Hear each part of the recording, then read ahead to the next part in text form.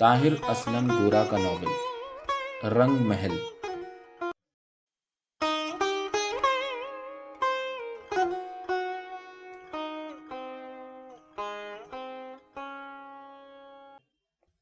شائقہ کی سلمیٰ سے ملاقات ایک سوشل ویلفیئر کے دفتر میں ہوئی تھی، جہاں وہ اپنے شوہر صوفی اور 2 بچیوں کے ساتھ حواس باختہ سی کھڑی دکھائی دی تھی۔ شائقہ کو دونوں بچیاں بہت پیاری لگی۔ بچیوں نے بھی اس جگہ شائقہ کی موجودگی کا نوٹس لیتے ہوئے آپس میں خسر پسر شروع کر دی۔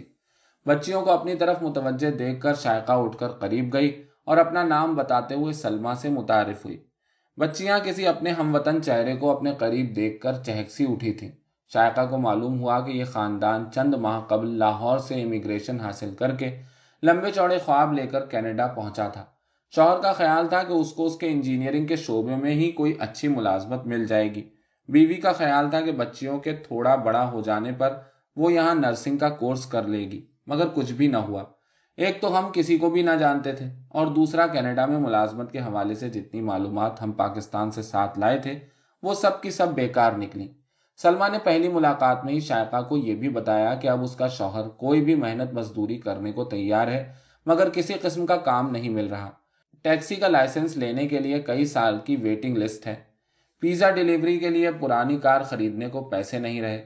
ہم جتنے پیسے ساتھ لائے تھے وہ سب اب تک کے کرایوں اور کھانے پینے پر خرچ ہو گئے ہیں۔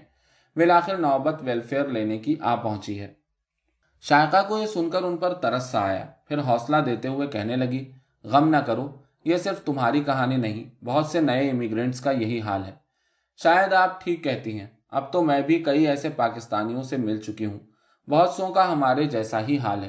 سلمیٰ نے سانس کھینچتے ہوئے شائقہ کی تائید کی۔ اب شائقہ کو یاد آ رہا تھا کہ اس نے اس جذباتی ماحول میں سلمیٰ سے دوستی کا وعدہ کر لیا تھا۔ تب سے آج تک وہ ان کے ہاں چند بار آ چکی تھی۔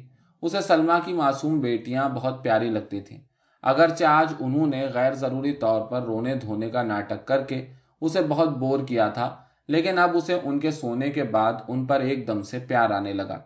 سلمیٰ کے شوہر کا سوچنے لگی، جو ایک سادہ سا شریف النفس آدمی لگتا تھا، اس کو بالآخر پچھلے مہینے سوشل ویلفیئر کے محکمے کی وساطت سے سیکیورٹی گارڈ کی نوکری مل گئی تھی، مگر شائقہ کو اندازہ تھا کہ اس طرح کی نوکریوں سے حالات کچھ زیادہ نہیں بدلتے۔ سلمیٰ اپنے خوابوں کے برعکس زندگی کی موجودہ ڈگر کی وجہ سے ڈپریشن کا شکار ہو گئی تھی، لیکن اس کی زندگی کی ایک اپنی وحشیانہ اٹھان بھی تھی، جس کا اندازہ اس کی ملنساری کے باوجود شائقہ کو اب ہو چکا تھا۔ مثلاً گزشتہ روز ڈاکٹر کے کلینک کے واقعے کی بنیاد پر شائقہ بہت بور ہوئی تھی۔ سلمیٰ کو اپنی پیرانوئڈ طبیعت کی وجہ سے یہ شک گزرا تھا کہ گورے ڈاکٹر نے چھوٹی آرزو کا گلا چیک کرتے ہوئے اس کے ساتھ جنسی چھیڑ خانی کی تھی۔ شائقہ تب کلینک میں سلمیٰ کے ساتھ تھی۔ اس نے سلمیٰ کو بہت سمجھایا کہ ایسا کچھ نہیں ہوا جیسا وہ سمجھ رہی ہے، لیکن اس کے دماغ میں خود سے ہی کچھ ایسا بیٹھ گیا تھا کہ اب اس کو کوئی بھی سمجھا نہیں سکتا تھا۔ شائقہ سلمیٰ کو ذہنی مریض قرار دیتے ہوئے پوری قوم کو ذہنی مریض قرار دینے لگی۔ ایسا کوئی ایک واقعہ ہو تو بات بھی ہے، میں کئی ایسے واقعات دیکھ چکی ہوں۔ ہم بڑی ضدی اور ذہنی مریض قوم ہیں۔ شائقہ حسب معمول جی ہی جی میں کڑ رہی تھی۔ اس لمحے وہ اس بات پر بھی کڑنے لگی تھی کہ بھلا سلمیٰ کے ساتھ راہ و رسم بڑھانے کی ضرورت ہی کیا تھی۔ آج شام اسے سلمیٰ کو انگلینڈ میں مقیم اپنی کزن بھابھی سے فون پر بات چیت کرتے سننے کا اتفاق ہوا۔ تب بھی اس نے چلاہٹ میں سوچا کہ اسے سلمیٰ سے کبھی کبھار کی میل ملاقات بھی بند کر دینی چاہیے۔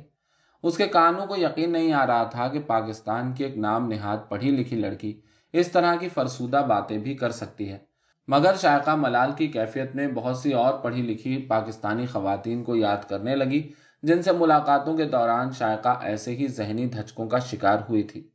اللہ معاف کرے بھابھی، ان گوریوں کو تو ننگے پھرتے ہوئے شرم نہیں آتی۔ بھابھی میں تو اپنی بچیوں کو 7 سال کی عمر سے اسکارف لینے کی عادت ڈال دوں گی۔ سلمیٰ بھابھی کو اپنے خیالات سے آگاہ کر رہی تھی۔ نہیں بھابھی، 5 سال کی عمر ذرا زیادہ چھوٹی ہے۔ غالباً اس کی بھابھی نے 5 سال کی عمر میں اسکارف لینے کی تجویز دی ہوگی۔ شائقہ نے سلمیٰ کے جواب سے اندازہ کیا، میں بھی کیا وقت ضائع کرتی رہتی ہوں، بھلا سلمیٰ، رفت باجی یا بیگم سلطانہ جیسے لوگ بھی کوئی ملنے کے لائق لوگ ہیں؟ وہ سوچتی رہی۔ آج تو سلمیٰ کا شوہر صوفی بھی معمول سے ہٹ کر چہک چہک کر باتیں کر رہا تھا۔ لگتا ہے کہ سیکیورٹی گارڈ کی نوکری مل جانے پر اسے ہوش آ گیا ہے۔ شائقہ کو اس کی عاشقانہ ادائیں یاد آئیں۔ ویسے تو بیچارہ بھلا شخص لگتا ہے، مگر پاکستانی مرد کا کوئی اعتبار نہیں، شادی شدہ ہو کر بھی غیر شادی شدہ جیسی حرکتیں کرتے ہیں۔ اسے خیال آیا کہ اس خط میں یقیناً کوئی گڑبڑ ہوگی جو اس نے بچیوں اور بیوی کی نظر سے بچا کر مجھے تھمایا تھا، اور جس کے لفافے پر کالے مارکر سے جلی حروف میں لکھا تھا، پلیز تنہائی میں پڑھیے گا۔ شائقہ نے ایک بار پھر سب کے سو جانے کا یقین کر کے خط کھولا۔ لکھا تھا، شائقہ جی، میں آپ کی انسانی ہمدردی کا بہت قائل ہوا ہوں۔ آپ نے جس انداز سے میری بیوی اور بچیوں کا ساتھ دیا ہے، سچ پوچھیے تو اصل میں وہ میرا ساتھ دینے کے برابر تھا۔ میں آپ کے مدبرانہ رویے کو جہاں تک سمجھنے کے قابل ہو سکا ہوں، اس کے مطابق آپ جیسی خاتون میری آئیڈیل ہے۔ خدا نہ خواستہ میری بات کا غلط مطلب نہ لیجیے گا، لیکن میں اتنا ضرور کہوں گا کہ مجھے آپ کی مدد کی مزید ضرورت ہے۔ مجھے اب سمجھ نہیں آ رہی کہ اپنی بات کی وضاحت کیسے کروں۔ میں شاید یہ کہنا چاہتا ہوں کہ میں اصل میں سلمہ جیسی تنگ نظر، جاہل اور نیم پاگل عورت کے ساتھ نہیں رہنا چاہتا، مگر مجھے اس سے ہمدردی بھی ہے، لیکن مجھے معلوم ہے کہ میری ہمدردی اس کا بھلا نہیں کر سکتی۔ پھر سوچتا ہوں کہ اپنی زندگی کیوں برباد کر رہا ہوں، اس عورت کو آزاد کر دوں، مگر یہ تبھی ممکن ہے جب کبھی مجھے کوئی راستہ نظر آئے۔ بس اسی سلسلے میں آپ سے کوئی رہنمائی چاہیے۔ آپ کا مداح۔ شائقہ کے گال اور کان غصے سے لال ہو گئے۔ مارتھا کے لہجے میں بے اختیار اس کے منہ سے نکلا، ایس ہول۔ اب تو پکی بات ہے کہ مجھے ان لوگوں سے مزید کوئی واسطہ نہیں رکھنا۔ بھاڑ میں جائے یہ نیم پاگل عورت اور پاکستانی مرد۔ بھلا مجھے کسی ایسے مرد سے عشق رچانے یا رہنمائی فراہم کرنے کی غرض سے کینیڈا آنا تھا؟ صبح صوفی کے شفٹ سے گھر لوٹنے سے پہلے ہی وہ ان کے گھر سے چلی آئی۔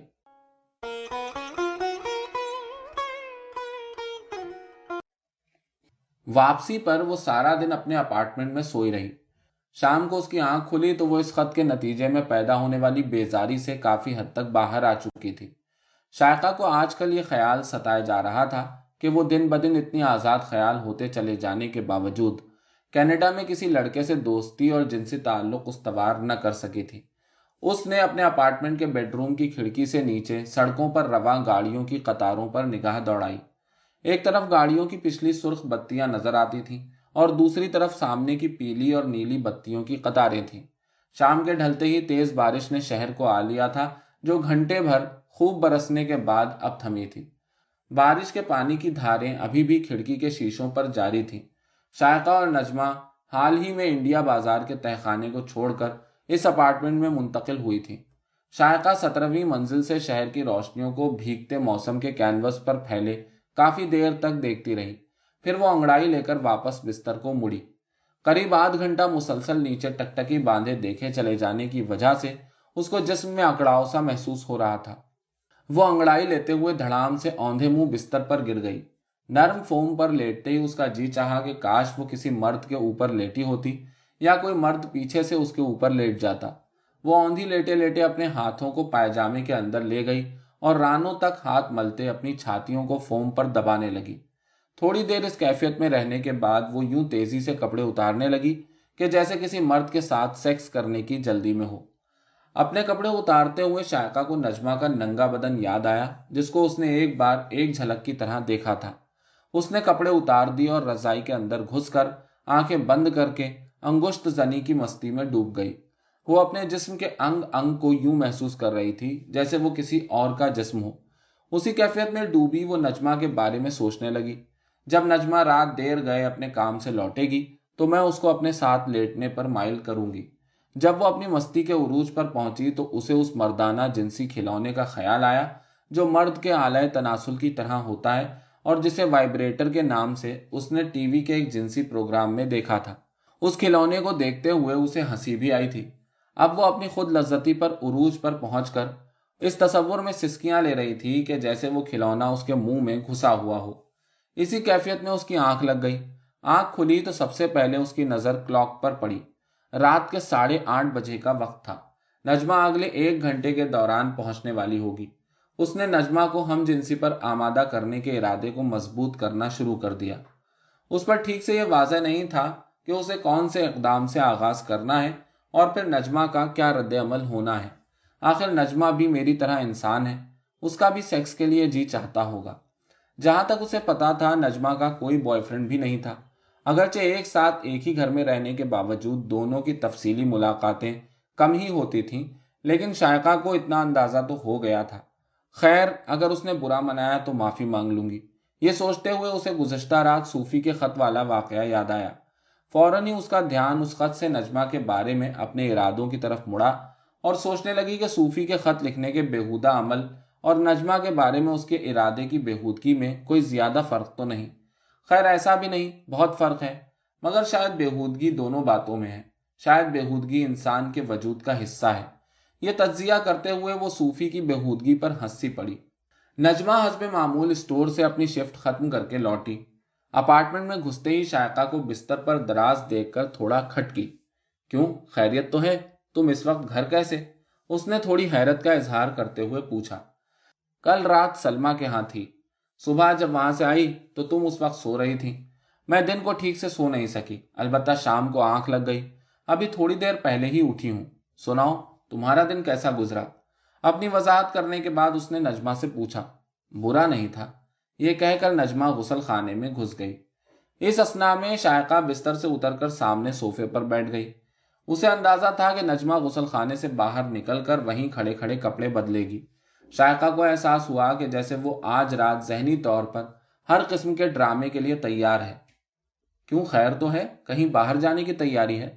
बाहर निकलने पर नजमा ने शायका को सामने सोफे पर बैठा देखकर आंखों में शरारत भरी मुस्कुराहट के साथ कहा, नहीं, आज घर ही रहने का इरादा है। शायका नजमा की हरकत का जायजा लेते हुए बोली, चलो ये तो अच्छा इरादा है। भाई टीवी चलाओ, बैठ के टीवी देखते हैं। खाना तो मैं मॉल के मैकडोनल्ड से खा आई हूँ। यह कहकर नजमा ने स्वेटर उतारा तो उसके नीचे शायका को उसकी बारीक सी शमीज नजर आई। शायका टीवी को ऑन करके दबे पांव नजमा के पीछे जा खड़ी हुई। जो ही नजमा ने शमीज उतारी और नाइटी को पहनने लगी तो शायका पीछे से उसके साथ बगलगीर हो गई। ऐ शायका, पागल हो गई हो? वो हैरत से घूमकर उसकी तरफ मुड़ी। नजमा के उसकी तरफ घूमते ही शायका ने उसके होंठ अपने होठों में कस लिए।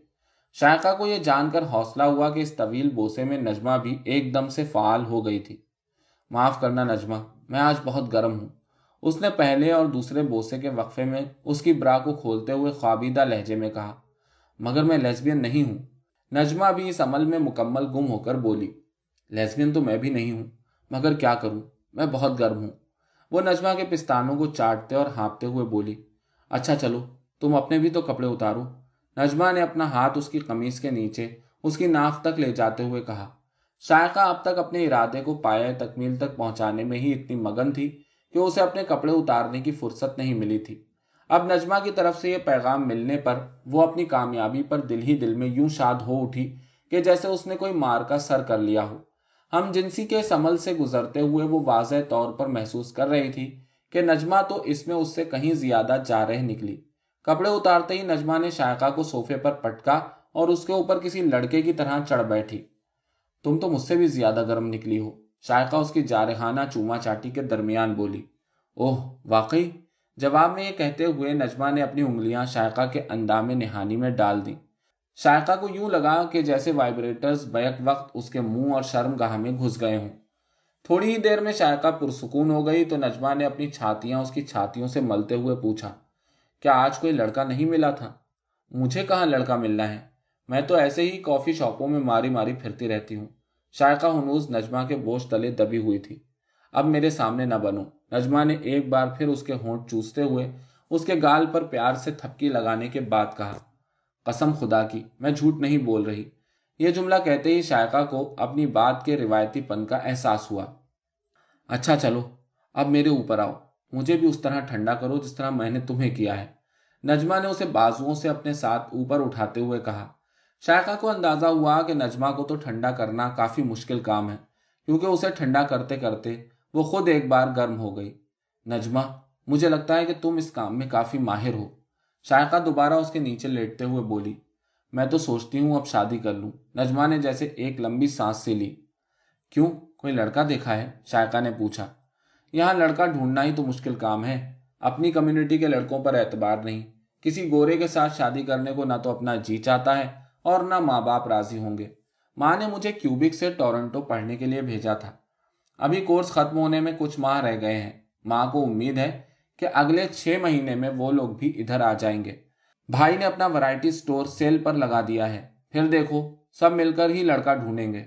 داستان سناتے سناتے نجمہ کو خیال آیا کہ وہ تو دوبارہ شائقہ کو ٹھنڈا کرنے کی خاطر اس کے اوپر لیٹی تھی۔ مجھے تو لڑکا مل گیا ہے، شائقہ نے اس کی انگلیاں دوبارہ اپنے اندر گھستی محسوس کرتے ہوئے آہستہ سے کہا۔ کون ہے؟ نجمہ نے جیسے اس کی بات سمجھتے ہوئے پوچھا۔ ظاہر ہے تم ہو، شائقہ آنکھیں بند کر کے بولی۔ اچھا میری پیاری، پھر اندر کیسا گیا؟ نجمہ کا انداز پھر سے جارحانہ سا ہو گیا۔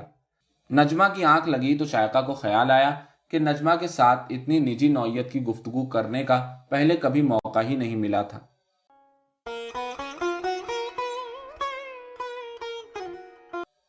صوفی کو پوری شفٹ کے دوران یہ خیال ستاتا رہا کہ اس نے جلد بازی کرتے ہوئے ایک انتہائی بودا سا خط شائقہ کو تھمایا تھا۔ میری عقل کا بھی کوئی ٹھکانہ نہیں ہے، بھلا اس طرح کا بیہودہ خط شائقہ جیسی ذہین عورت کو دینے کا کوئی تک بنتا تھا؟ میں بھی ایس ہول ہوں۔ یہ سوچتے ہوئے اسے ایک دوسرا خیال آیا کہ ہو سکتا ہے کہ اندر سے شائقہ ایک رومانوی سی پاکستانی لڑکی ہو جسے اس طرح کے خط اچھے لگتے ہوں۔ اس صورت میں بات بن بھی سکتی ہے۔ ہاں میں نے خط لکھا تو یہی سوچ کر تھا، مگر اب مجھے رہ رہ کر خیال آ رہا ہے کہ میں نے شاید غلطی کی ہے۔ صبح کو ڈرتے ڈرتے شفٹ ختم کر کے گھر پہنچا تو ایک لحاظ سے شکر کیا کہ گھر میں کسی قسم کا کوئی ہنگامہ نہ تھا اور شائقہ اس کے گھر لوٹنے سے پہلے ہی جا چکی تھی۔ وہ بیوی کو ایک ضروری میٹنگ کا کہہ کر حسن کی طرف نکل گیا۔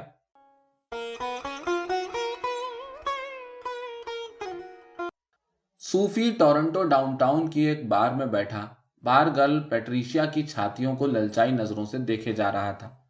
پیٹریشیا نے اپنی چھاتیوں کو بیئر کے گلاس بیچنے کے لیے بھرپور طریقے سے ابھارا ہوا تھا۔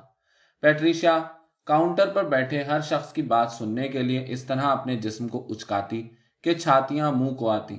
کاؤنٹر پر بیٹھا ہر شخص اس کی چھاتیاں ملنے کی فوری خواہش رکھتا، لیکن کاؤنٹر کے دوسرے حصے پر اس کا بوائے فرینڈ ہر چند منٹ بعد اس کا ایک گہرا بوسہ لے رہا ہوتا۔ صوفی کو اس بار میں حسن اپنے ساتھ لایا تھا جو اس کا تعارف اپنے دوست شہزاد کے ساتھ کروانا چاہتا تھا۔ شہزاد کسی شخص کرامت خان کے ساتھ پہلے ہی اس بار میں بیٹھا ہوا تھا۔ کرامت خان اس بار گرل پیٹریشیا کے بارے میں بار بار شہزاد سے رائے طلب کر رہا تھا کہ کیا وہ اس کے ساتھ چلی جائے گی۔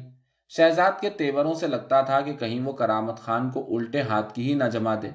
شہزاد نے حسن اور صوفی سے کرامت خان کا تعارف کرواتے ہوئے بتایا کہ آپ پاکستان کے نامی گرامی انجینئر ہیں، سعودی عرب میں کئی برس ایک امریکی کمپنی میں بڑے عہدے پر فائز رہے، اب خوش قسمتی سے یہاں کی ایک بڑی کنسٹرکشن کمپنی کے اہم شعبے کے سربراہ ہیں۔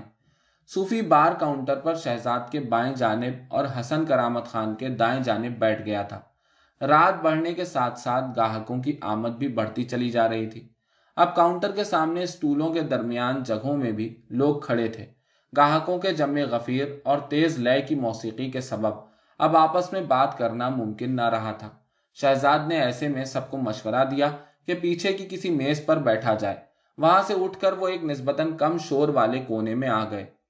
زیادہ تر لوگ کاؤنٹر کے گرد منڈلا رہے تھے یا پھر بار کی دوسری طرف ڈانسنگ فلور کی طرف بڑھ رہے تھے۔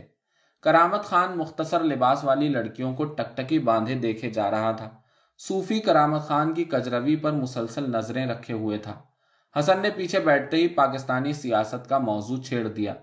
حسن کی بات کو آگے بڑھائے بغیر کرامت خان بے ربط انداز میں بولا، یار یہ بہت بے حیا قومیں ہیں، ان کی نوجوان نوخیز لڑکیوں کو دیکھو، اپنے ہولیوں اور وضاقتہ کے اعتبار سے طوائفیں لگتی ہیں، ہم اپنی بیٹیوں کے یہ انداز سوچ بھی نہیں سکتے۔ آپ کی کوئی بیٹی ہے؟ صوفی نے بے تکلفانہ انداز میں سوال کیا۔ ہاں میری ایک بیٹی ہے، ماشاء اللہ یہاں یونیورسٹی میں پڑھتی ہے۔ میری صرف 2 بیٹیاں ہیں، دونوں ابھی چھوٹی ہیں، ایک 11 برس کی اور دوسری 9 برس کی۔ میری تمنا ہے کہ جب وہ بالغ ہوں تو میں اپنی بیوی اور بیٹیوں کے ساتھ اس طرح کے کلب اور بار میں جاؤں، ہم سب مل کر پئیں، ہم سب مل کر ناچیں، میری بچیاں جی بھر کر فیشن کریں، ان کے بوائے فرینڈز بھی ساتھ ہوں تو بھی مجھے کوئی اعتراض نہ ہو۔ صوفی کی اس بات پر شہزاد نے عزت اور قدر کی نگاہ سے صوفی کو دیکھا۔ حسن شاید صوفی کو پہلے سے جاننے کی وجہ سے قطعاً چوکنا نہ ہوا، جبکہ کرامت خان کے موٹے شیشوں والی اینک کے پیچھے طنزیہ سی مسکراہٹ ابھری اور وہ گویا ہوئے، بھائی صاحب یہ اپنی اپنی سوچ کی بات ہے، آپ کہیں احمدی تو نہیں؟ لا حول ولا قوت محترم، احمدی تو پردے کے معاملے میں بہت سخت ہیں اور بہت کٹر مذہبی ہیں، وہ بھلا کس طرح ایسا سوچ سکتے ہیں؟ صوفی نے ہنس کر جواب دیا۔ کرامت خان کھسیانی سی ہنسی ہنستے ہوئے بولا، پھر تو بھائی صاحب آپ دہریے ہوں گے۔ نہیں محترم، میں دہریہ بھی نہیں ہوں، صوفی نے کہا۔ یار چھوڑو اس مذہبی بحث کو، حسن نے ٹوکا۔ یہ مذہبی بحث تو نہیں، پاکستانی بحث ہے، صوفی ہنسا۔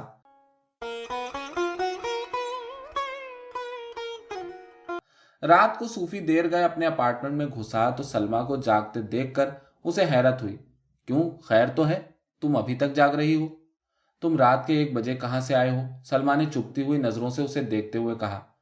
تمہیں بتایا تو تھا کہ میں حسن کے ساتھ باہر جا رہا ہوں، اس نے جھنجھلاتے ہوئے جواب دیا۔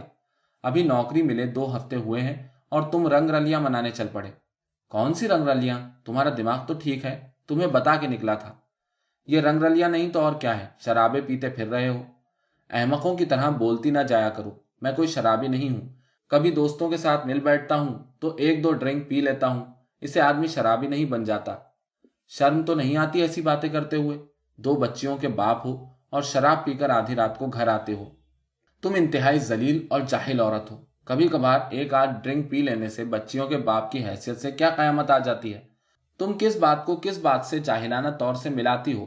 تم پڑھ لکھ کر بھی جاہل کی جاہل ہی رہی۔ تم سے کم جاہل ہوں۔ تمہیں تو خدا کا خوف ہی نہیں کہ بیوی اور بچیاں گھر میں اکیلی ہیں اور تم باہر گل چھرے اڑاتے پھر رہے ہو۔ اسی لیے تمہارا بزنس خراب ہوا، اسی لیے تم پائی پائی کے فقیر ہوئے۔ اب بکواس بند کرو، میں تمہاری جاہلانہ باتیں مزید برداشت نہیں کر سکتا۔ تم خود کہیں جاتی نہیں، تم بھی ساتھ چل پڑا کرو، مگر تمہاری تو کسی بار کو جاتے ہوئے جان نکلتی ہے۔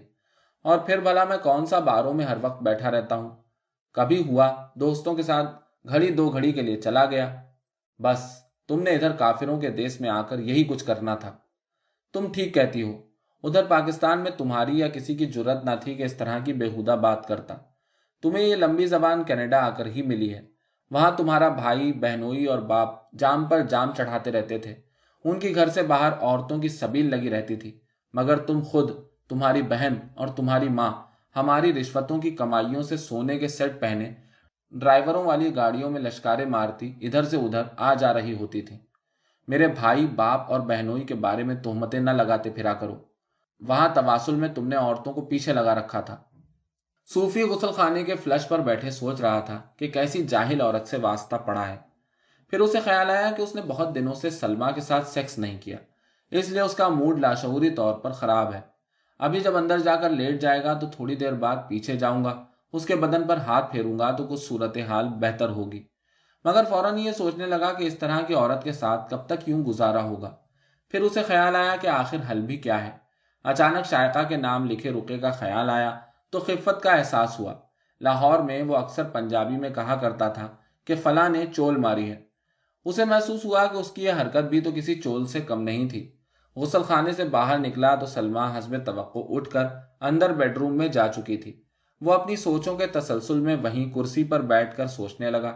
اسے بچیوں کے ہوتے ہوئے اس عورت کو چھوڑنے کا خیال انتہائی غیر دانشمندانہ لگا۔ اور یوں بھی میں انہیں چھوڑ کر جاؤں گا کہاں اور کروں گا کیا؟ مجھے اصل میں خود کو مصروف کرنا چاہیے۔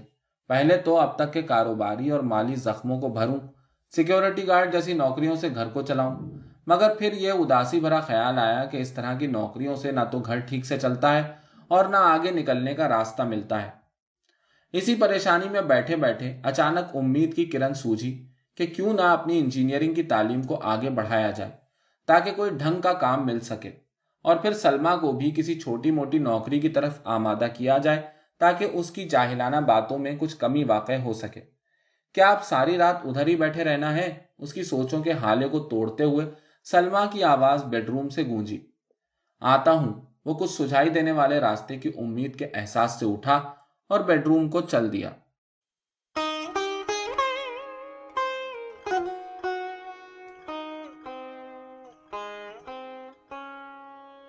آپ میرے ناول الپاکستان، مہلت، رنگ محل، ایک نامکمل زندگی، کووڈ کے دنوں کا ملٹی کلچرلزم اور میری نظموں کی کتاب منظر آنکھوں میں ٹھہرے رہتے ہیں یوٹیوب اور اسپاٹیفائی میں سن سکتے ہیں۔ جلد ہی یہ کتابیں آڈیبل کے پلیٹ فارم پر بھی دستیاب ہوں گی۔ یہ کتابیں اردو اور ہندی میں پبلش ہو چکی ہیں۔